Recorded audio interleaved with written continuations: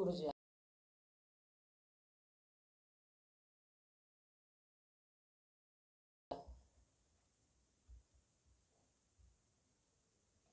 Lights energy.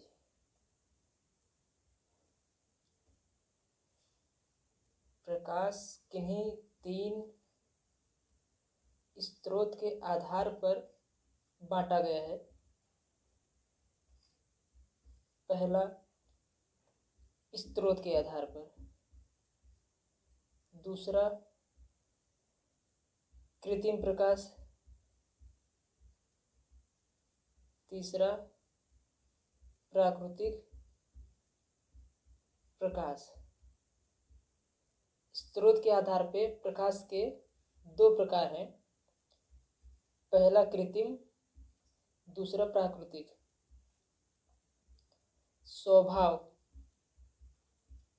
स्वभाव के आधार पर प्रकाश के दो प्रकार हैं। पहला समांगी प्रकाश, मोनोक्रोमेटिक। दूसरा पॉलीक्रोमेटिक, विषमांगी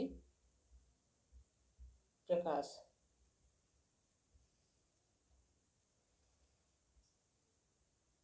प्राकृतिक प्रकाश।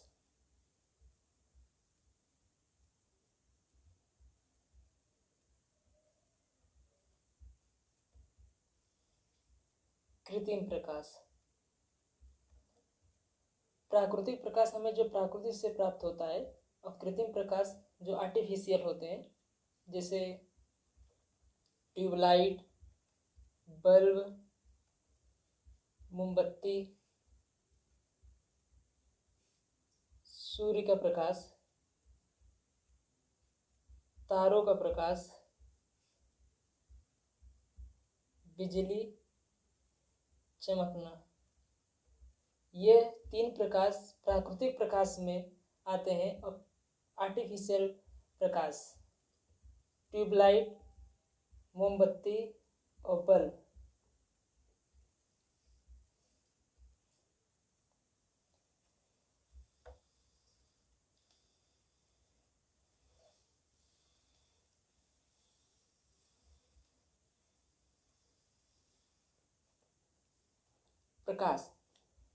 प्रकाश किन्हीं दो आधारों पर बांटा गया है। स्रोत के आधार पर, दूसरा स्वभाव के आधार पर, तीसरा भौतिक के आधार पर।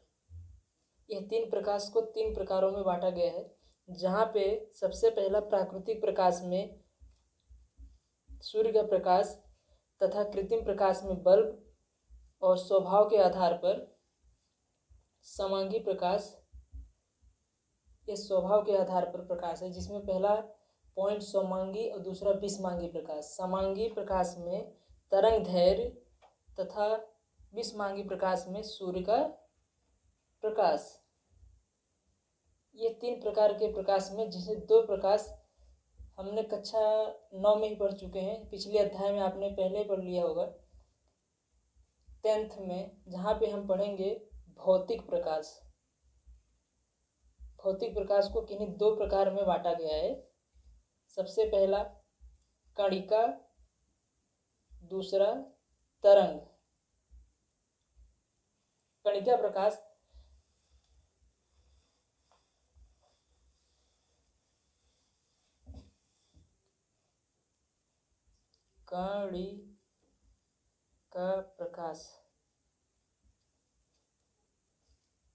कणिका प्रकाश का पहला सिद्धांत न्यूटन ने दिया है। न्यूटन की थ्योरी पहला पॉइंट था कि प्रकाश सूक्ष्म स्थूल है, सूक्ष्म कण से बना है। दूसरा कि प्रकाश हमेशा सीधी रेखा में गमन करता है। प्रकाश हमेशा सीधी रेखा में गमन करता है। प्रकाश सूक्ष्म कणों से बना है। प्रकाश सफेद प्रकाश 7 रंगों में टूटता है। 7 रंग वापस मिलकर प्रकाश बनाते हैं। 7 रंग मिलकर टूटते हैं, फिर 7 रंग मिलकर प्रकाश वापस बनाते हैं। यह न्यूटन का कणिका सिद्धांत था। न्यूटन ने ही सर्वप्रथम कणिका सिद्धांत प्रकाश के विक्षेपण में दिया था। दूसरा हमारा आता है हाइगेंस, जहाँ पे हाइगेंस ने हमें एक सिद्धांत दिया तरंग। हाइगेंस ने बताया कि प्रकाश जो होता है वो हमेशा तरंग के माध्यम में विचरित करता है। इस प्रकार यह सिद्धांत सर्वप्रथम सिद्धांत हाइगेंस के प्रकाश के प्रति आया था, जो इस स्वरूप में आया था कि प्रकाश हमेशा टेढ़े मेढ़े यानी विचलित स्वरूप में प्रकाश गमन करता है। उसके बाद न्यूटन ने आके इनकी थ्योरी को रॉन्ग साबित करके बताया कि प्रकाश हमेशा सीधी रेखा में गमन करता है।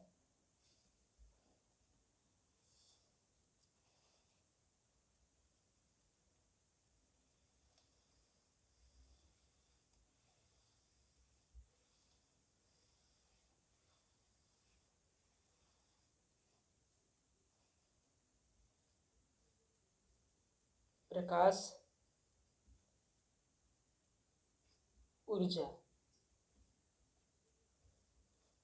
विद्यार्थी मित्रों, यहाँ पे प्रकाश ऊर्जा चैप्टर का नाम है प्रकाश ऊर्जा। प्रकाश क्या है और ऊर्जा, यहाँ पे ऊर्जा का विक्षेप क्यों किया गया और प्रकाश। तो सर्वप्रथम प्रकाश क्या चीज होता है। प्रकाश में भौतिक जगत के 2 अध्याय में यह दिया गया है कि कणिका तथा हाइगेंस, कणिका सिद्धांत तथा हाइगेंस सिद्धांत द्वारा प्रकाश की उत्पत्ति को विक्षेपित किया गया है।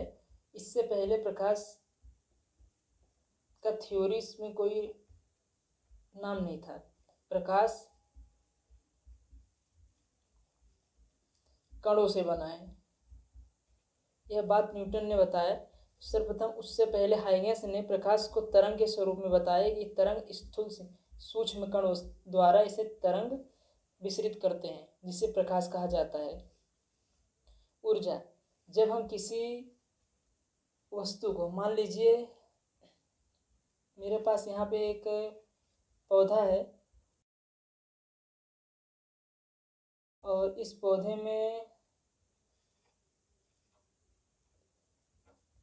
प्रकाश मैंने विचरित किया। यह प्रकाश पौधा संश्लेषण की उपस्थिति में ऊर्जा कन्वर्ट कर देता है। जैसे आपने बायोलॉजी में पढ़ा, संश्लेषण की उपस्थिति में प्रकाश हमेशा ऊर्जा में संश्लेषण कर देता है, इसलिए इस चैप्टर का नाम प्रकाश ऊर्जा पड़ा। यानी हमें प्रकाश से ऊर्जा को कन्वर्ट करना है। जैसे सोलर पैनल, यहाँ पे प्रकाश का ऊर्जा में कन्वर्ट करने के लिए हमें परावर्तन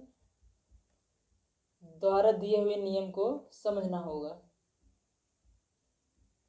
परावर्तन, रिफ्लेक्शन। रिफ्लेक्शन क्या है।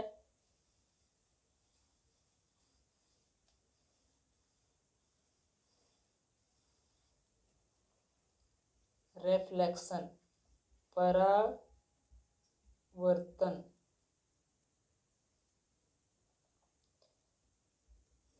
एक सतही पृष्ठ है, यहाँ पे मैंने एक सतही पृष्ठ लिया है।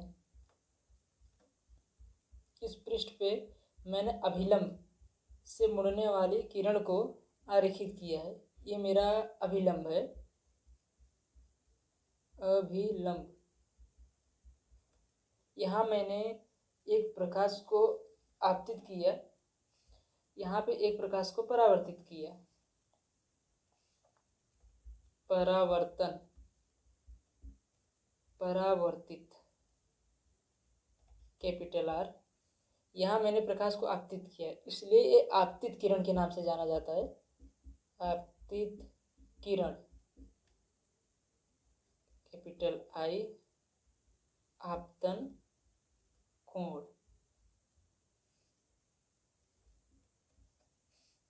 आपतन कोण बराबर परावर्तन कोण। आपतन पे पड़ने वाली किरण सदैव परावर्तित होती है, इसलिए आपतन कोण सदैव परावर्तन कोण के बराबर होता है। इसलिए यहाँ पे I = R का सिंबल फॉर्मूला यूज किया जाता है। प्रकाश का किसी सतह से टकराकर वापस उसी माध्यम में, प्रकाश का किसी सतह से टकराकर उसी वापस माध्यम में लौट जाना परावर्तन कहलाता है। जैसे पारदर्शी और अपारदर्शी परावर्तन।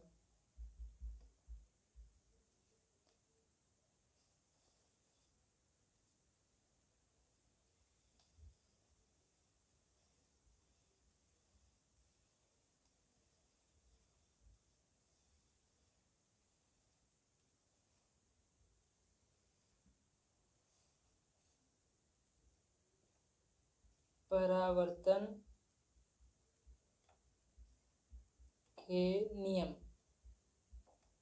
आपतन कोण I इक्वल टू आपतन कोण सदैव परावर्तन कोण के बराबर होता है। आपतन कोण सदैव परावर्तन कोण के बराबर होता है। एनआईओएस 10th साइंस क्लास में PYQ प्रीवियस क्वेश्चंस में I इक्वल टू R देके यहाँ पे आपको I का मान दिया गया आपतन कोण बराबर परावर्तन कोण, इसकी हिंदी लिखेंगे। फिर उसके बाद आपको यहाँ पे एक वैल्यू दिया जाए I इक्वल टू 0.1 म्यू, या फिर कांच की म्यू इक्वल टू कोई भी एक वैल्यू देके आपको प्रीवियस PYQ में ऐसे ही कुछ क्वेश्चन पूछे जाएंगे कि यहाँ पे R बराबर कुछ 0.7 I बराबर म्यू का मान है, तो एक ऐसा ड्राइंग दे देंगे। आपको बताना कि आपतन कोण सदैव परावर्तन कोण के बराबर होता है, ऐसा क्यों। आपतन कोण सदैव परावर्तन कोण के बराबर होता है क्योंकि मान लीजिए मेरे पास यहाँ पे एक सतही दर्पण है, इसके पीछे एक अपरख लगा हुआ है। अपरख हमेशा किसी वस्तु पे पड़ने वाले परावर्तन को अपवर्तित कर देता है, इसके लिए परावर्तन कोण हमेशा अपवर्तित किरण के बराबर होता है। I is equal to R।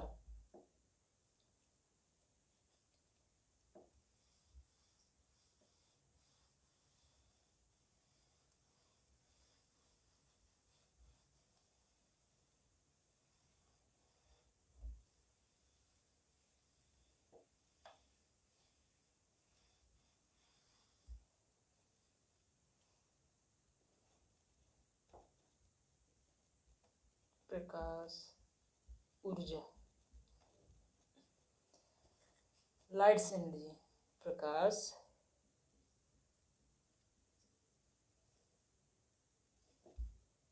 I equal to R, आपतन बराबर परावर्तन। आपतन कोण परावर्तन कोण के बराबर होता है, ये मैंने आपको अभी बताया। मान लीजिए मेरे पास एक पृष्ठ सतही, यहाँ पे अभिलंब मैंने डाला, यहाँ पे अभिलंब, ये एक अभिलंब है और इस सतह पे पड़ने वाले आपतन अभिलंब से मैंने परावर्तित किया, वो अपवर्तित हो जाता है क्योंकि यहाँ पे एक सघन माध्यम बन जाता है जहाँ पे हम इसको थीटा द्वारा करते हैं IR। इस थीटा बराबर 0.1 या 0.7 जैसे कुछ मान देकर 12th साइंस में नीट में भी ऐसे सवाल क्वेश्चन दिए जाते हैं जहाँ पे आपको थीटा बराबर I/R का मान दे के थीटा मान, ये अगर आपको इसका मान नहीं मालूम हुआ, यहाँ पे दिए रहते कौन, वो आपको सिंबल ऐसा थीटा दिया नहीं रहेगा, आपको स्वयं उस थीटा का मान मालूम होना चाहिए। पॉइंट का 1 है या पॉइंट का यहाँ 7 लगेगा, तो आपको थीटा बराबर ज़्यादा तक 0 ही लेते हैं सब। इस नंबर्स ऑफ वैल्यू का यूज करके I बराबर R का मान निकाला जाता है। ये एनआईओएस में भी पूछा जाता है और एनसीईआरटी में भी बहुत जगह पे इस सवाल को लिया गया। जैसे सघन माध्यम, सघन माध्यम में कांच का अपवर्तनांक म्यू इक्वल टू 0.1 या 1/2 भी कभी कभार दे देते हैं। ऐसे सवालों को घुमा के पूछे जाते हैं।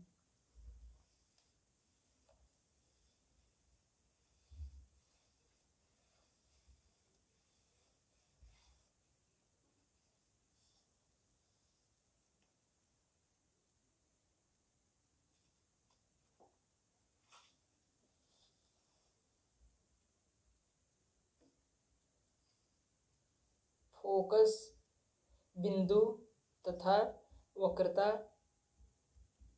केंद्र, फोकस बिंदु तथा वक्रता केंद्र। विद्यार्थी मित्रों, आपको बता दूं कि आप कितने विद्यार्थियों को ऐसा लग रहा होगा कि यह चैप्टर जो मैं पढ़ा रहा हूँ बहुत फास्ट ये सिर्फ मैं NIOS के स्टूडेंट के लिए पढ़ा रहा हूँ, जहाँ पे सिर्फ और सिर्फ उनके 100 मार्क्स में से 17 मार्क्स के पेपर मेरे इस PYQ जो सॉल्व किए गए हैं इसमें से 100% आने के चांसेस है। इसलिए मैं वही क्वेश्चन और वही थ्योरीज कराऊंगा और उस चैप्टर में वही चीज़ मैं आपको पढ़ाऊंगा जो आने के चांसेस है, क्योंकि NIOS के विद्यार्थी के पास सिर्फ और सिर्फ 60 डेज होते हैं। इसके अलावा उनके पास नहीं होते, या तो कोई ऑन डिमांड से आता है, या तो कोई फेलियर होके आता है, या कहीं और से जो बोर्ड में फेलियर होते हैं वो ज़्यादातर यहाँ पे आते हैं। और जिनको JEE नीट इन सब की मार्कशीट में वैल्यू बढ़वानी होती है, वो ज़्यादातर स्टूडेंट्स यहाँ पे आते हैं। इसके लिए उनके पास सिर्फ 70 डेज या 60 डेज होते हैं। इसके लिए मैं उतना ही चैप्टर पढ़ाता हूँ जो मेन आने वाले, जैसे PYQ में आपको पूरा चैप्टर पढ़ाने के लिए वो बहुत सारे टीचर्स सर के वीडियो हैं, जो यहाँ पे सिर्फ वही चैप्टर्स आएंगे जो मेन हैं। सिर्फ मैं और आपको मेन चैप्टर्स पढ़ाने वाला हूँ। जैसे यहाँ पे मेरा पहला टॉपिक ही है कि फोकस बिंदु तथा वक्रता केंद्र का सूत्र। पहला टॉपिक था परावर्तन नियम, वो 100% आने के चांसेस हैं, परावर्तन नियम। सेकंड पॉइंट है मेरा फोकस बिंदु तथा वक्रता केंद्र। ये चांसेस 100% होते हैं कि ये आने वाले, मतलब आने वाले। और आपको ये डायरेक्ट क्वेश्चन नहीं पूछे जाते हैं, क्वेश्चन पूछने के तरीके होते हैं। जैसे मान लीजिए यहाँ पे फोकस बिंदु तथा वक्रता केंद्र, आपके सामने सबसे पहले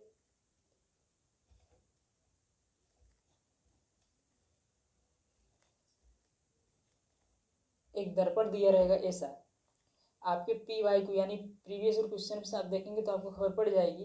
एग्जाम में ऐसा आपको एक दर्पण और एक ड्राइंग बना के दिया रहेगा, जहाँ पे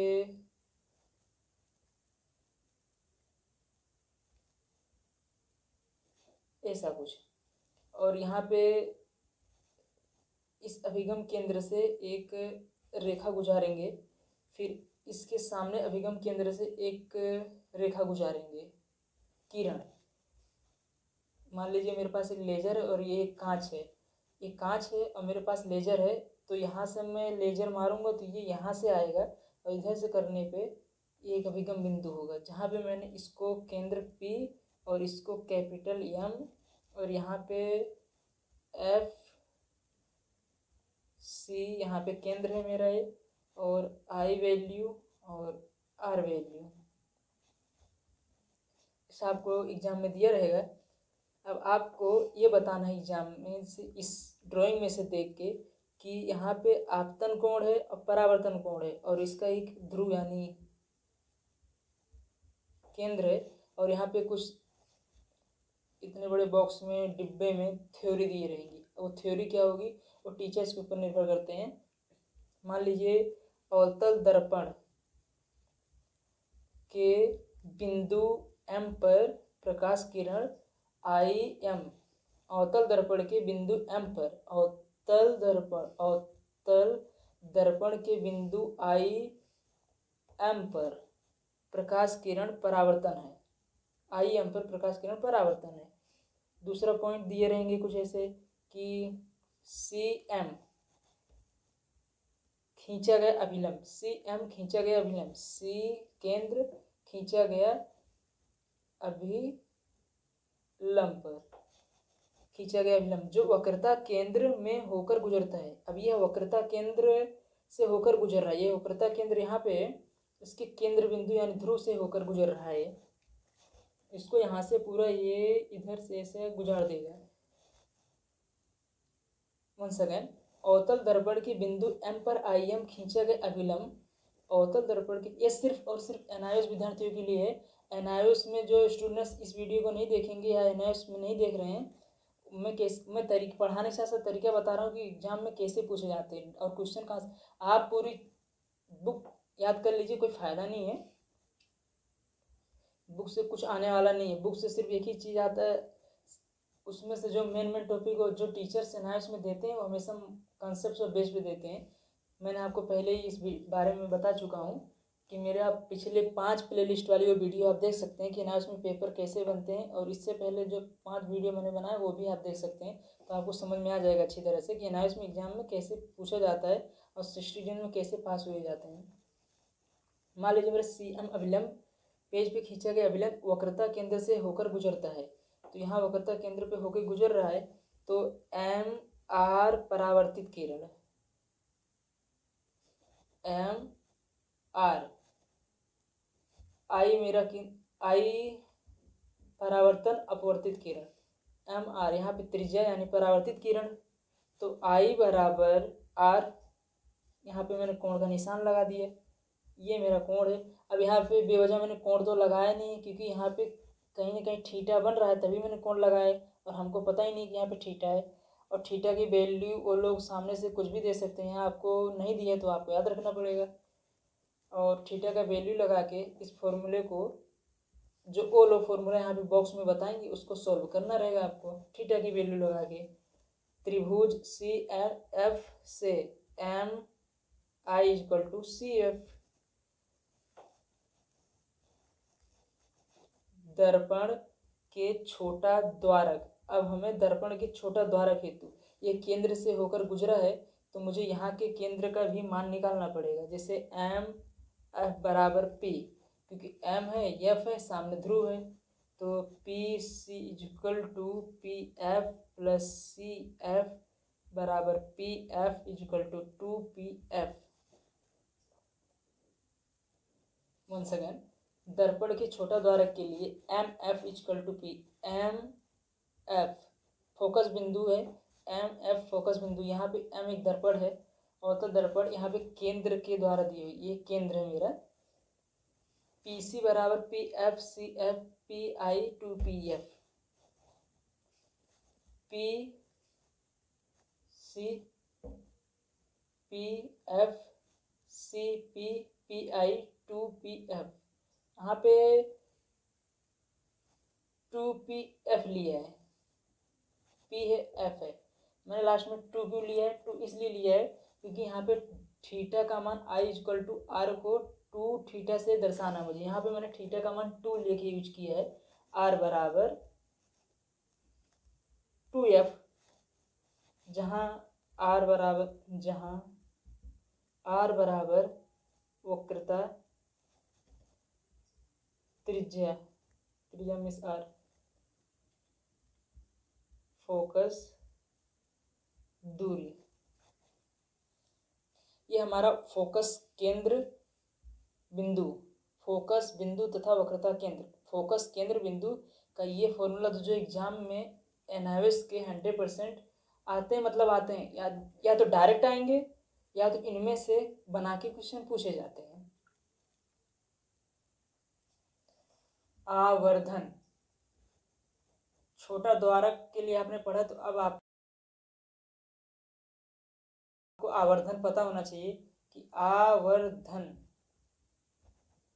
I/O बराबर V/U, ये वाला।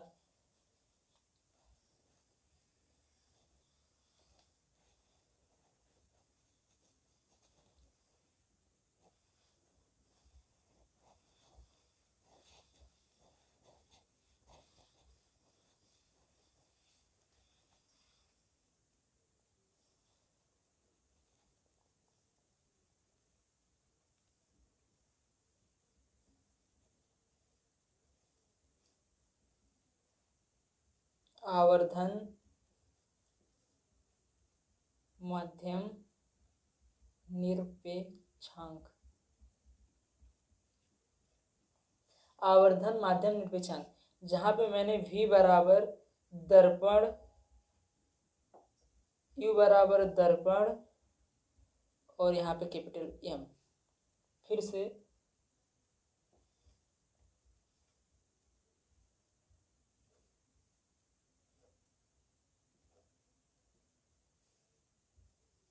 ये मैंने ड्राइंग बनाया है अवतल लेंस का, यहाँ पे प्रतिबिंब प्रतीत हो रहा है लेजर द्वारा।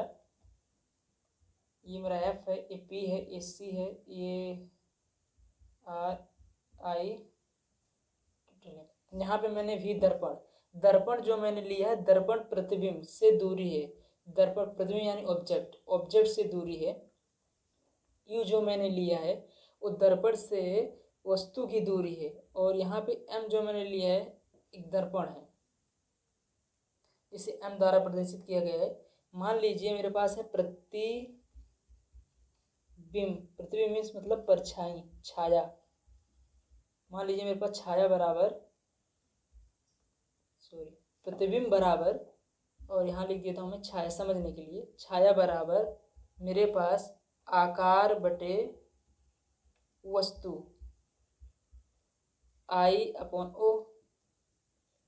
इम्पीडेंस, इम्पीडेंस मीन्स प्रतिबिंब, ऑब्जेक्ट मतलब वस्तु, आई अपॉन ओ बराबर वी अपॉन यू।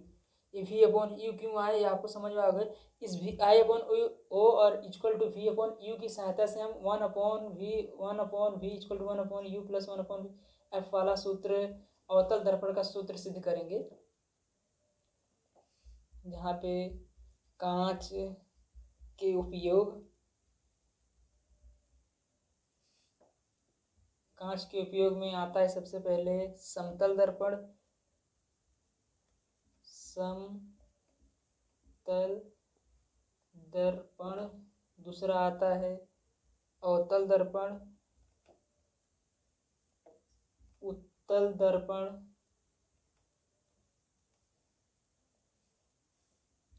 समतल दर्पण में कैलेडोस्कोप हो गया, टेलीस्कोप हो गया, सेसमैन पेस्कोप चेहरा देखने के रूप में। अवतल दर्पण सर्च लाइट,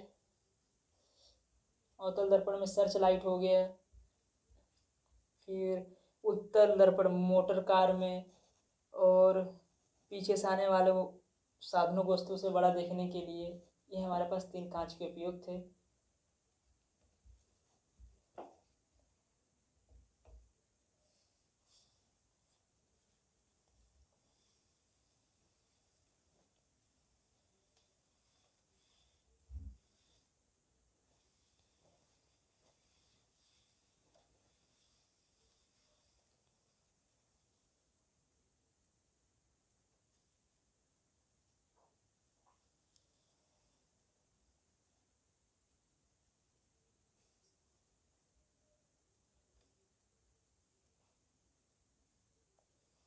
अवतल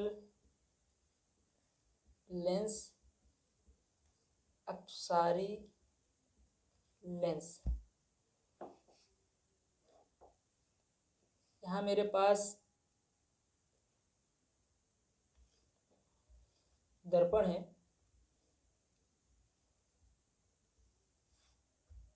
यहाँ मेरे पास 2 दर्पण है, दोनों दर्पण की समांतर दूरी सेम है। आपको एक ये बॉक्स जैसा नजर आ रहा होगा, ग्लास जैसा। यहाँ से मैंने एक किरण आपतित की है, किरण जो है इन्हें परिवर्तित क्षेत्रित करते हुए बाहर निकल गई, और ये इधर से पूरा मैंने किरण आपतित कर दी है लेजर द्वारा।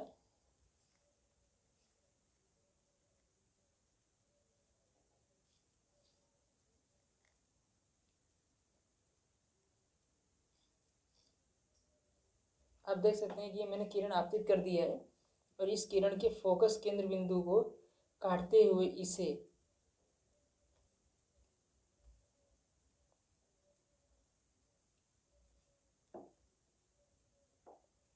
मेरी लाइन टेढ़ी जा रही है बोर्ड पर आप नोटबुक में अच्छे से बना सकते हैं। यहाँ एनआईएस के पेपर्स में लिखने की जो ड्राइंग पहले बनेगा, सबसे पहले हमें 3.12 एंड 3, सबसे पहले हमें क्या करना है, चित्र में दिखाए कथन, सबसे पहले आपको कथन यहाँ लिखना है, चित्र में दिखाए गए अनुसार। चित्र यहाँ आप लिख सकते हैं कि चित्र में प्रदर्शित के अनुसार अवतल लेंस में अंदर की ओर वक्रित 2 गोली पृष्ठ होते हैं। चित्र में प्रदर्शित अनुसार, चित्र में प्रदर्शित अनुसार देख सकते हैं आप यहाँ पे दोनों साइड मैंने एक अवतल दर्पण लिए हैं। चित्र में प्रदर्शित अनुसार, चित्र में प्रदर्शित अनुसार वक्रित 2 गोलीय पृष्ठ, यहाँ मेरे पास 2 गोलीय पृष्ठ हैं। बहिः समांतर प्रकाश किरणों को एक बिंदु से अपसरित करते हैं, अतः वह अपसारी लेंस कहलाते हैं। समांतर प्रकाश किरण एक बिंदु से अपसरित करते, मान लीजिए मैंने यहाँ से आपतित किया, ये पूरा छिद्रित करते हुए बाहर हो गए। समांतर किरण अपसरित करते हैं, यानी एक ड्राइंग दिख रही है आपको यहाँ पे, तो आपको उसी आईने में, जैसे ये आईना है, मैं इसके सामने खड़ा हूँ तो मुझे अपना चेहरा इसमें दिखता है, तो उसके पीछे के द्वार पे नहीं दिखेगा, ये अपसरित होता है, यानी वो अपसरित नहीं हो, यहाँ पे रंग देने के कारण अपसरित नहीं होता, वरना आपको पीछे की साइड नहीं दिखता है, आगे की साइड नहीं दिखता, सॉरी आगे की साइड नहीं दिखता, पीछे की साइड दिखता है। जैसे गाड़ी का कांच, वस्तु से ऑब्जेक्ट आई को ओ से बड़ा प्रतिबिंब बताने के लिए आपकी आगे की फेस वैल्यू दिखती है, पीछे से क्यों? क्योंकि इसके पीछे आपको एक पट्टी लगाई जाती है, या फिर जिसको प्लास्टिक पट्टी बोलते हैं, जिसकी वजह से पीछे पेंटिंग रहता है, आपको आगे प्रतीत होता नजर आएगा, लेकिन पीछे साइड प्रतीत होते नजर नहीं आएगा। इस अपसरित बिंदु के, अपसरित बिंदु समांतर किरण के एक बिंदु से अपसरित करते हैं, अथवा अपसारी लेंस। अवतल लेंस में देखिए अनुसार, अवतल लेंस में दिखाए अनुसार वह बिंदु जहाँ से प्रकाश किरण अपसरित होती हुई प्रतीत होती है, जो फोकस कहलाता है। जैसे अपसरित, जैसे मान लीजिए मुझे यहाँ से, चलिए मुझे यहाँ से इस पॉइंट से अपसरित होते हुए नजर आ रही, तो इस बिंदु का ये पॉइंट मुझे फोकस केंद्र यानी फोकस बिंदु कहलाएगा। यहाँ पे मैं इसको F0 से वैल्यू दे देता हूँ, जहाँ पे आता है परावर्तन के नियम। फर्स्ट पॉइंट, परावर्तन का पहला नियम, आपतित किरण, अपवर्तित किरण तथा अभिलंब तीनों एक ही तल में होते हैं। आपतित किरण, आपतित किरण, परावर्तित किरण के अभिलंब तीनों एक ही तल में होते हैं। परावर्तन का दूसरा नियम क्या कहता है कि प्रकाश की किरण अपवर्तन किरण माध्यम पर निर्भर करता है। माध्यम पे निर्भर करता है, जिसे स्नेल का भी नियम कहा जाता है। जैसे एन अपवर्तनांक, मैंने अभी आपको पिछले ही थोड़ी देर पहले वीडियो में बताया, बैक में, आप बैक होके देख सकते हैं। यहाँ पे मैंने एन एम यू लिया, मैंने आपको कहा था आई ऑब्जेक्ट यू भरा भी अपॉन यू का, यहाँ पे आर अपॉन म्यू लिया गया है, और यहाँ एन बराबर, जहाँ पे इसे स्नेल का भी नियम कहा जाता है, एन बराबर sine I upon R, sine R, जहाँ पे चाल और प्रकाश, यहाँ पे प्रकाश जो है वो नेचुरली है, जहाँ पे इसे समय से प्रदर्शित किया गया है कि प्रकाश भी गति के समय के सापेक्ष ही चलता है, जहाँ पे इसका प्रकाश के सामने समय आके भी वैल्यू ऑफ 0 हो जाती है। ये बात अल्बर्ट आइंस्टाइन ने कही थी, मैंने नहीं।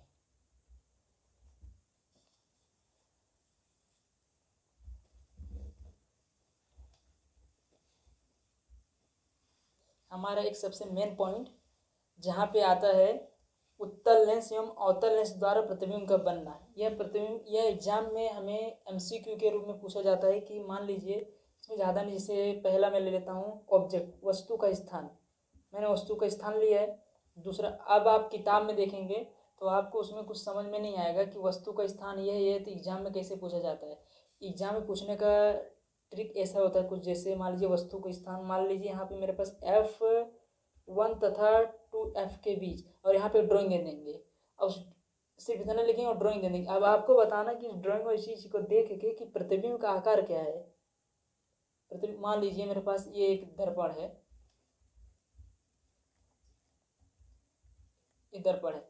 अब मान लीजिए यहाँ पे F रखा मैंने और इधर P रखा, F तथा P वैल्यूज के बीच में मुझे ये बताना है इसका प्रतिबिंब का आकार क्या है।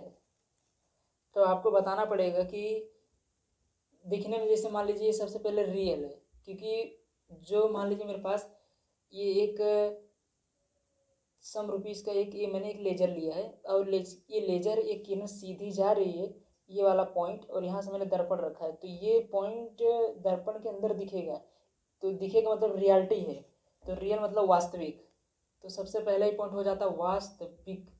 यहाँ पे ये ट्रिक सब यूज नहीं करते हैं, ये कन्फ्यूजन ट्रिक है, जहाँ पे हमें बताना होता है कि ये प्रतिबिंब का आकार क्या है। तो सबसे पहले मैंने जो आपको बताया वही देखना है, कि सबसे पहले देखना कि ये रियल लाइफ में यूज हो रहा है। जैसे कि ये किरण है, इसके सामने एक दर्पण है, एक किरण, उसके सामने एक दर्पण। अब ये किरण दर्पण में प्रतिबिंब प्रदर्शित होगी, तो प्रदर्शित हो रही है, तो उसको इमेजिनेशन, फिजिक्स और साइंस एक ऐसा सब्जेक्ट है जिसे इमेजिनेशन करने पे ही आपको अच्छे से आएगा।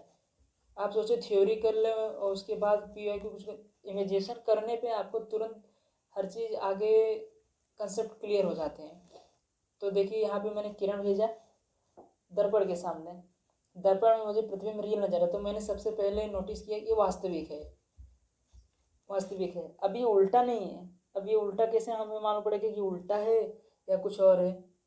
तो सबसे पहले देखिए, जो दर्पण होता है वो दर्पण के पीछे के भाग में रंग किए होते हैं और आगे के भाग में रंग नहीं होते, तो ये प्रतिबिंब उल्टा होता है। तो वास्तविक तथा उल्टा, ये हमें तुरंत वैल्यू मालूम पड़ेगी कि यह दर्पण वास्तविक तथा उल्टा है। तो सबसे पहले अवतल लेंस, उत्तल लेंस, अवतल लेंस द्वारा प्रतिबिंब का बनना, प्रतिबिंब की प्रकृति, इसमें से हर साल और हर ईयर्स में और हर 6 मंथ्स में जो ऑन डिमांड में आते हैं सबसे ज़्यादा बच्चे इसी में MCQ नंबर चाहे तो आप ला सकते हैं। यहाँ पे बॉक्स भी बना के देते हैं NIOS के PIQ में, कि आपको थोड़ा दिक्कत ना पड़े, तो आप ये बॉक्स ज़रूर देखिएगा। इसके अलावा आपके पास रह जाएगा 2-3 टॉपिक और, जैसे उत्तल लेंस, अभिसारी लेंस। मैंने अभी आपको बताया उत्तल लेंस, अभिसारी लेंस। उत्तल लेंस और अभिसारी लेंस, अवतल लेंस का जस्ट अपोजिट उत्तल लेंस है। तो जो चीज़ मैंने अभी आपको अवतल लेंस में बताया वही सेम अपोजिट चीज़ उत्तल लेंस में आप कन्वर्ट कर दीजिए, ड्राइंग वही रहेगा, ड्राइंग सेम चीज़ वही रहेगा, बस आपको उसके केंद्र से, जैसे मान लीजिए मेरे पास यहाँ दर्पण रखा मैंने, ये केंद्र है, फिर यहाँ पे मैंने और यहाँ पे मैंने आपतित करा है इसके केंद्र से, यानी इधर से और इधर से, यहाँ पे जो है F इधर बन जाएगा ऐसा। ये ड्राइंग को हमेशा याद रखना, इस ड्राइंग से ही NIOS में 3 मार्क्स का बैठे बैठा क्वेश्चन पूछा जाता है। जो ड्राइंग्स को ध्यान नहीं देते हैं, न्यूमेरिकल से कुछ नहीं, न्यूमेरिकल्स में आपको क्या करेंगे ज़्यादा से ज़्यादा, एक कार की वैल्यू है 2 किलोमीटर प्रति आवर, इसकी स्पीड चल रही है, गति वाले क्वेश्चन में, इस सब क्वेश्चनों में आपको पूछेंगे, लेकिन उतनी वैल्यूज नहीं देते न्यूमेरिकल्स को। NIOS में न्यूमेरिकल्स उतने 10th क्लास में और 12th क्लास साइंस में नहीं, क्योंकि उनको पता है कि न्यूमेरिकल्स इतने हार्ड पूछेंगे तो कोई पास ही नहीं होगा।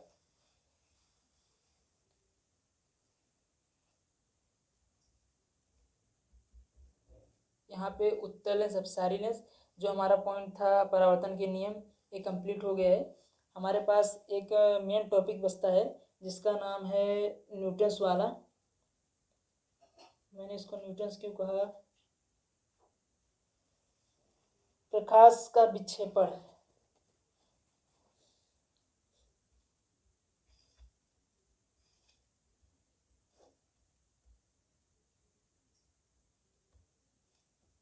प्रकाश का विक्षेपण, ये आप सभी को पता है कि प्रकाश का विक्षेपण जो है वो 7 रंगों में विव की ओर, विव, VIVGO, ये सभी को पता है। ये आए दिन यूट्यूब में प्ले लिस्ट में कहीं ना कहीं आपको वीडियो मिल जाएगा, इसको शॉर्ट्स वीडियो में आप देखते रहते होंगे। इसकी वैल्यू में ज़्यादा नहीं, आपको सिर्फ यहाँ पे कथन अच्छे से लिखने आना चाहिए, ड्राइंग वही सेम होगा। यहाँ इसमें कथन अगर आपको आ गया, कथन में आपको क्या लिखना है कि आपको एक कोण रखना है 60 डिग्री का, एक 45 डिग्री का, एक 90 डिग्री का।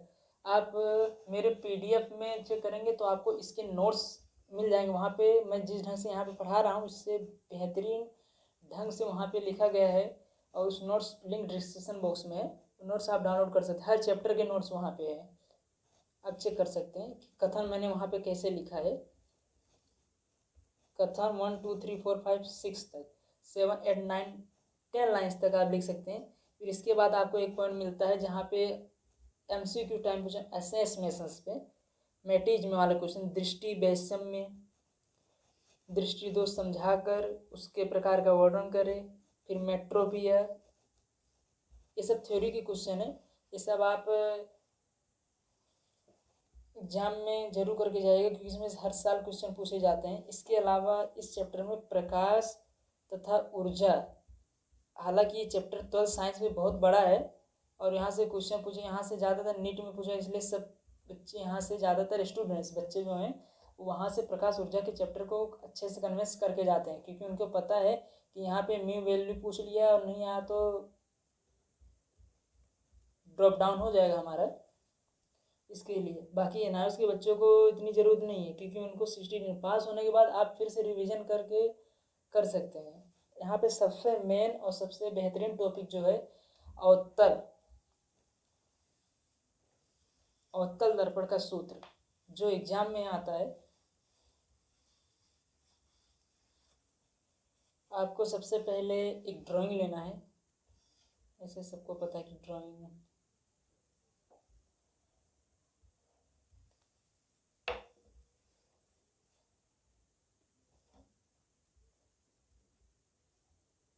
ये मेरे पास एक दर्पण है। इस दर्पण केंद्र के अभिगम बिंदु से मैंने किरण गुजारे, जहाँ पे मैंने इसे P के नाम दिया और इसे M1 M2 कुछ भी कह सकते हैं आप, और इसके सामने अपोजिट में मैंने A और B वस्तु रख दी है और इस वस्तु के केंद्र के यहाँ पे A मैंने नाम दिया है और इस दर्पण के लास्ट अभिगम बिंदु से इस वस्तु के ऑब्जेक्ट को जोड़ा जा रहा है। जैसे यहाँ देख सकते हैं कि अगर यहाँ कोई वस्तु है तो उसका अभिगम जो इम्पिडेंस है और प्रतिबिंब वो यहाँ पे प्रदर्शित हो रहा है।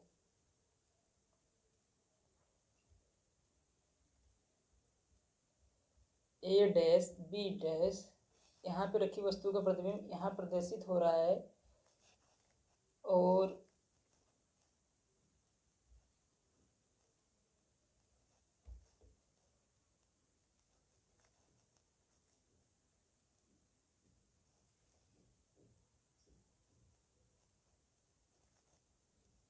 B, ये अभिगम बिंदु, यहाँ से एक किरण इस वस्तु का यहाँ हो रहा है और इस वस्तु के सामने का अभिगम बिंदु गुजर रहे हैं। अभिगम बिंदु जिसे ड्राइंग आप अपनी मर्जी से कुछ भी बना सकते हैं, मैंने अपना ऐसा ड्राइंग बनाया है, सब लोग ड्राइंग अलग अलग बनाते हैं। तो ये जो रेखा होती है इधर उधर नहीं करना है। जैसे सबसे पहले आपको दर्पण लेना है, अभिगम बिंदु आपने गुजार दिया, उसके बाद ये रेखा इधर से करके ड्राइंग अपने ढंग से थोड़ा बहुत अलग बनाते हैं। आपको सबसे मेन पॉइंट है फॉर्मूला सूत्र वाला, 1/v=1/u बराबर 1/f। बस इतना देके बस आपको बता दिया जाएगा एनालिसिस में कि ये फॉर्मूले सूत्र सिद्ध करो। ये नहीं कहा जाएगा कि आप अवतल दर्पण के लिए सूत्र की स्थापना करो, नहीं। यहाँ पे सबसे पहले पॉइंट आएगा, सबसे छोटा सबसे बेहतरीन पॉइंट, मान लो XY एक अवतल दर्पण है जिसका ध्रुव P तथा वक्र केंद्र C है।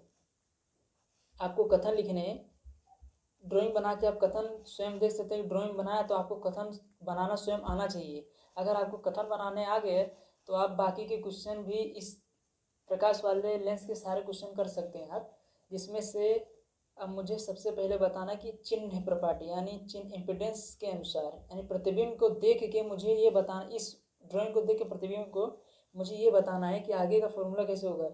मान लीजिए मेरे पास एक अभिगम है, अब यहाँ पे मुझे करना क्या है कि सबसे पहले PB बराबर -u ले लिया मैंने। इस ड्राइंग को देख के मैंने सबसे पहले PB बराबर -u ले लिया और सेकंड PB डैश बराबर मैंने भी ले लिया, impedance minus PV dash minus त्रिज्या में जा रहा है, इसके लिए मैंने माइनस ले लिया। PC बराबर यहाँ पे -r बराबर -2f लिया है। अब आपको त्रिभुज ABC तथा A dash B dash C आगे आपको खुद पता है कि समरूप त्रिभुज है। फिर नीचे आता है हमारा AB डैश बराबर CB/B डैश C, ये फॉर्मूला हमारा जहाँ पे सबसे पहला पॉइंट बन गया हमारा। सेकंड पॉइंट हमारा A B P,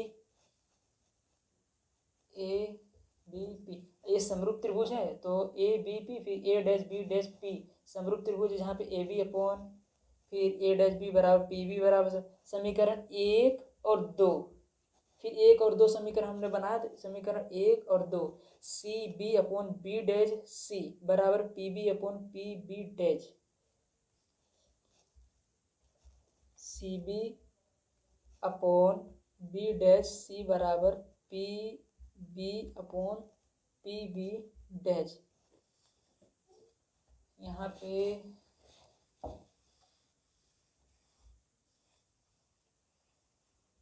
P B upon P B dash. मैं यहाँ पे सिर्फ दर्पण को बनाए हुए ड्राइंग से ही मैं यहाँ पे सोल्व कर रहा हूँ, क्योंकि मुझे इसके अलावा नहीं आता है, क्योंकि मैं आपको दिखाना चाहता हूँ कि इसी में से मैं सोल्व करके आपको दिखा रहा हूँ कि ये फॉर्मूले कैसे अवतल दर्पण वाला आता है। इस ड्राइंग में सब कुछ है। इस ड्राइंग को आपको बनाने का अच्छे से आ गया, क्योंकि याद करने की जरूरत है नहीं। अगर जो याद करेगा तो बहुत लंबा आपको अवतल दर्पण, अगर याद कर भी लिए तो उत्तल दर्पण आप नहीं याद कर पाएंगे, इसलिए मैंने इसी में से बनाना सीखा है। अब मैं आपको बताता हूँ कैसे, कि P B upon P B dash. अब आपको पी बी दिख रहा है, पी बी भी दिख रहा है। अब इसको मैंने अपोजिट में पी बी डैश लिया है। अगर मेरे पास एक दर्पण लिया है तो दूसरा अपोजिट दर्पण भी है मेरे पास, तो मैंने P B upon P B dash भी लिया है। जहाँ पे सामने मेरे क्या था, बराबर C B upon B dash C, P B minus P C upon P C minus P B बराबर P B upon P B dash. जहाँ पे मैं P B minus P C upon P C का values रखूँगा minus U minus 2f upon minus 2f, यहाँ minus V बराबर minus U upon minus V values, फिर minus U plus 2f minus 2f plus V बराबर minus U upon भी minus you भी plus 2f we F बराबर minus 2u f plus you भी 2v f plus 2u f बराबर 2u v बराबर u f plus V F. अब मुझे दोनों पक्षों में भाग देना है। दोनों पक्षों में भाग देने पे मुझे मिलेगा यू वी बराबर U F plus V F, U V F बराबर U V F plus U V F, 1/f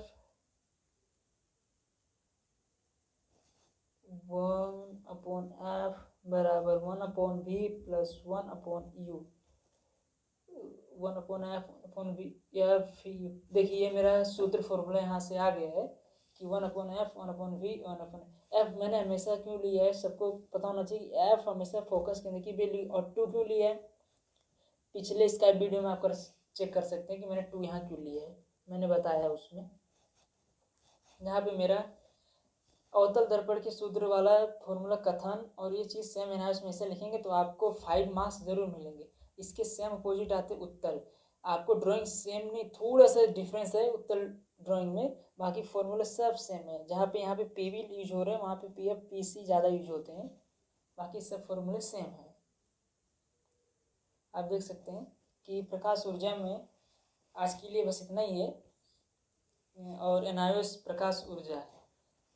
इस चैप्टर में आपके लिए बस इतना ही था। बाकी एनालिसिस में 12th साइंस में हायर स्टडी में जो हायर स्टडी में विद्यार्थी कन्वेंस पढ़ते होंगे वो मेरे इस फॉर्मूले को समझ रहे होंगे, क्योंकि ये फॉर्मूला ज़्यादातर BSc डिफेंस में यूज होते हैं।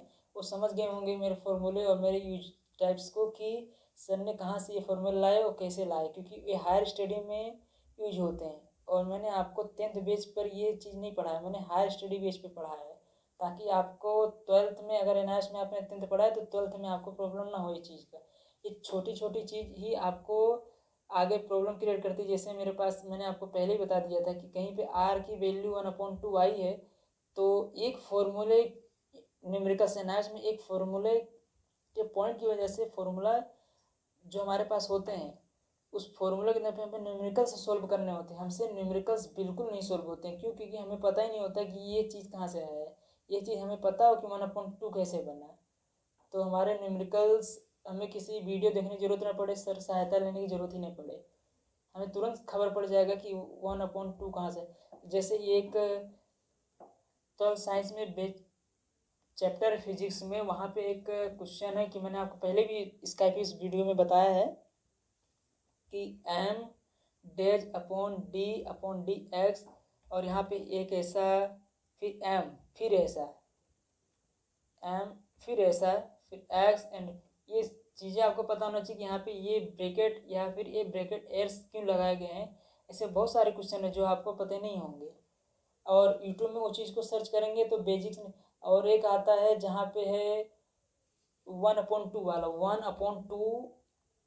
1/2 बराबर P1 plus P2 minus C1 plus C2। ये प्रकाश का फॉर्मूला है, NCERT के 12th के फिजिक्स में है, जहाँ पे आपको सोल्व करते करते करते करते पूरा न्यूमेरिकल्स खत्म हो जाएगा, पर आपका सोल्व नहीं होगा, ये लंबा चौड़ा। और बीच में अगर आपको थर्ड वाला फॉर्मूला हमारे लिए उस वाला पता चल गया, तो ये सब काट के आप डायरेक्ट 1/2 CP1/2 वाला फॉर्मूला लगा के तुरंत निकाल सकते हैं।